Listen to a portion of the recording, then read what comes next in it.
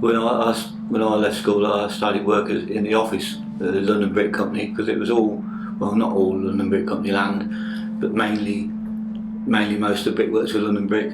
And I started as an office junior, then worked in the wages department, and then after the Italians, I bet in the 60s or 60s, 70s probably, we had an influx of from India, Pakistan workers.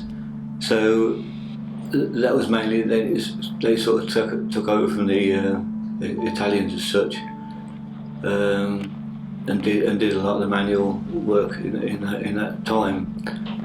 And there's not many that left now. I mean, the actual communities in Peterborough have grown up substantially on the outskirts because of all the immigrants, and they've got their own way of life and shops, and it's sort of multicultural Peterborough now to what it was just a Fenland town once.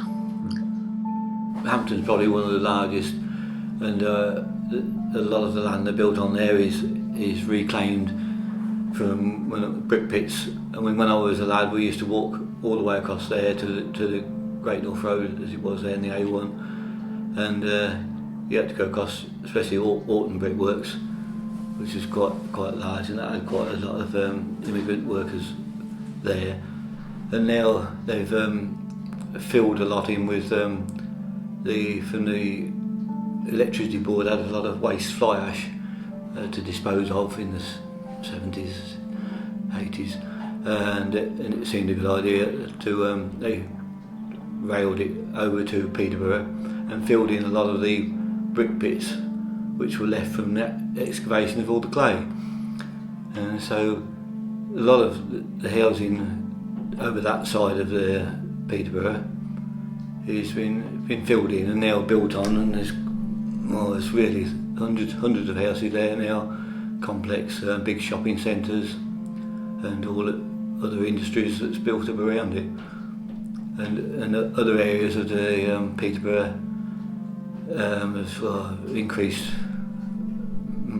greatly in the last 30-40 years. I suppose all the places expanded eventually. I mean, I think in the 70s and 80s we had a lot of overspill from London as well, and they gave them a lot of cheaper land to develop for people to move up this way, and then work with the immigrants, and people would be enticed perhaps to Peterborough in the 60s and 70s because there was big engineering works such as Perkins Engines, which employed 3,000 or 4,000, perhaps 5,000 men at that time. There's not many left now, which is the same as the brickyard. There's only a few hundred in the Whittlesea area. It's a shame really, because all the employment is gone as well.